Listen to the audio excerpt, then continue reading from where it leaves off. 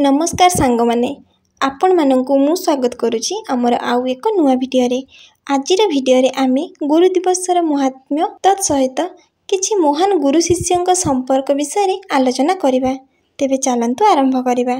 गुरु ब्रह्मा गुरु विष्णु गुरुदेव महेश्वर गुरु साक्षात परम ब्रह्म तस्मै श्री गुरवे नमः। सम्माननीय सभापति महोदय, पूज्य गुरुजी और गुरुमा वृंद, उपस्थित भद्रमंडली, आदरर सान बड़ भाई और भौणी माने तथा मोर सहपाठीगण, आज सेप्टेम्बर मास 5 तारिख पवित्र गुरु दिवस। आज पवित्र मुहूर्त किछि कहिबा पई मते सुजोग मिलिथिबारु मु निजको सौभाग्य मने करुछि।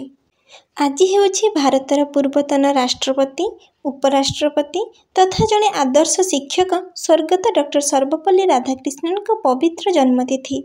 1888 मसीहा सेप्टेम्बर मास 5 तारिख दिन एही महानात्मा पृथ्वी पृष्ठरे जन्मग्रहण करथिले। से तांको शिक्षक जीवन में शिक्षा पाई निजको समर्पित करथिले।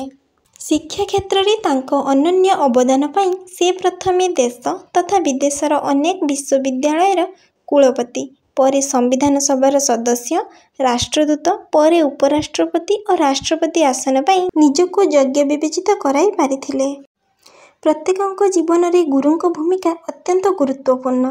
जी आमको 10 मास गर्भरे धारण करी असह्य गर्भजंत्रणा सही दुनियार आलोक देखाई भूमि स्पर्शर अपूर्व आनंद प्रदान करिथाए सेही माँ ही आम प्रथम गुरु। परे ज्ञान रूपक आलोकरे आम जीवन को आलोकित करे आमको महान करी गढ़ी तोलुथुवा लोक आम गुरु पदवाच्य। कथारे अछि, एक अक्षर शिक्षा दिए जिए जन्मे जन्मे गुरु सिए। अर्थात आम जीवन में आसुथिबा प्रत्येक प्राणी तथा प्रकृति जहाँठारू आमे किछि ना किछि शिखि थाउ ताहा आम पई गुरु पदवाच्य। संसारर एक छोट जीव पिंपुड़ी आमको श्रृंखला ज्ञान शिक्षा दे थाए। छोट टेबुल गोलाप फूल समयानुवर्ती ज्ञान दे थाए। ठीक सेहीपरि गोटे फलंती वृक्ष नम्र, धैर्य, सहिष्णु आदि महान गुण शिक्षा दे थाए। गुरु शब्दर आक्षरिक अर्थ जेपरि महान सेहीपरि गुरु शब्दर शास्त्रीय मान्यता मध्य उल्लेखयोग्य।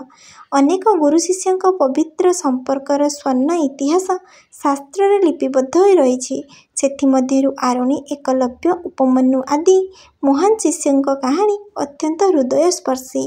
गुरु शिष्य संपर्क कथा आसिले गुरु द्रोण और एकलव्यर हृदय विदारक कहानी मानस पटर स्मृतिचारण करिथाए। एकलव्य एपरि जणे शिष्य जी गुरु को दक्षिणा स्वरूप निजर वृद्धा अंगुली काटी देथिले।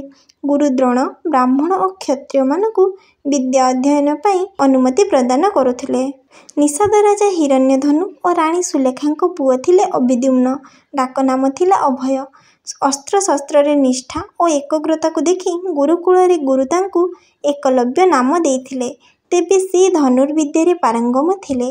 धनुर्विद्या अधिक ज्ञान आहरण करिबा पाई से गुरु द्रोणଙ୍କ निकटକୁ जाइथिले। किंतु एकलव्य ब्राह्मण किंबा क्षत्रिय होई नथिबारु गुरु द्रोण शिक्षा आहरण पाई अनुमति देई नथिले। तेणु एकलव्य गुरु द्रोणଙ୍କ प्रतिमूर्ति स्थापन करी धनुर्विद्या आहरण कले। दिने दुर्योधन बण को शिकार करिबा पाई जाइथिले। बणरे एकलव्यଙ୍କୁ देखि तांको सह युद्ध करिथिले। एकलव्य दुर्योधन को अति सहजरे हराई देथिले। दुर्योधनर बणरू फेरिबारे विलंब हेबारु अर्जुन तांको खोजिबाकू बणकू गले। एकलव्य अर्जुन को मध्य हराई देथिले। गुरुद्रोण एकलव्यंकर विचक्षण धनुचालन विषय रे अवगत हेबा परे तांको गुरुंक विषय रे जानिबा पई इच्छुक हेले। गुरुंक प्रतिमूर्ति रे निजर छवि देखि गुरु आश्चर्य हेले। तत्सहित मनरे चिंता कले एकलव्य परि धनुर्धर रहिले अर्जुन जहाँको विश्वर सर्वश्रेष्ठ धनुर्धरर आशीर्वाद देइथिले ताहा निष्फल होइजिब। तेणु गुरु दक्षिणा स्वरूप निजर वृद्धा अंगुली काटिदेबा पई एकलव्यंकु आदेश देले। गुरुंक मुखरु दक्षिणार ना शुणिबा मात्रे ही एकलव्य निजर वृद्धा अंगुली काटी गुरुंकु समर्पी देइथिले। सेहीपरि आरुणि जणे एपरि शिष्य जे गुरुंक आदेश क्रमे भीषण वर्षारे भांगी जाइथिबा हिड़बंध बांधिबाकू जाइथिले। किंतु पानी स्रोत रे हिड़बंध न रहिबारु पानीर स्रोत को अटकाइबा पई से निजे हिड़बंधरे शोई पड़िथिले। परे तांको स्वास्थ्य खराब होई जाइतिला। संध्या पर्यंत आरुणि आश्रम न फेरिबारु ଗୁରୁ ଅନ୍ୟ ଶିଷ୍ୟମାନଙ୍କ ସହିତ ମିଶି ତାଙ୍କୁ ଖୋଜିବାକୁ ଗଲେ। ଆରୁଣୀଙ୍କୁ ହିଡ଼ ମଥାରେ ଶୋଇଥିବା ଦେଖି ଗୁରୁ ଆଶ୍ଚର୍ଯ୍ୟ ହେଲେ ଓ ଆରୁଣୀଙ୍କ ଗୁରୁଭକ୍ତି ଦେଖି ପ୍ରୀତ ହେଲେ। ଆଜିର ଏହି ପବିତ୍ର ମୁହୂର୍ତ୍ତରେ ଆମେ ସମସ୍ତେ ଗୁରୁଙ୍କୁ ସବୁ ସମୟରେ ସମ୍ମାନ ଦେବା ଓ ଆବଶ୍ୟକ ହେଲେ ଗୁରୁଙ୍କ ପାଇଁ ଜୀବନ ଦେବା ପାଇଁ ପ୍ରତିଜ୍ଞାବଦ୍ଧ ହେବା। ସମସ୍ତେ ନିଜର ବହୁମୂଲ୍ୟ ସମୟ ଦେଇ ଶେଷ ପର୍ଯ୍ୟନ୍ତ ମୋର ବକ୍ତବ୍ୟ ଶୁଣିଥିବାରୁ ସମସ୍ତଙ୍କୁ ଅନେକ ଅନେକ ଧନ୍ୟବାଦ। Happy teachers day.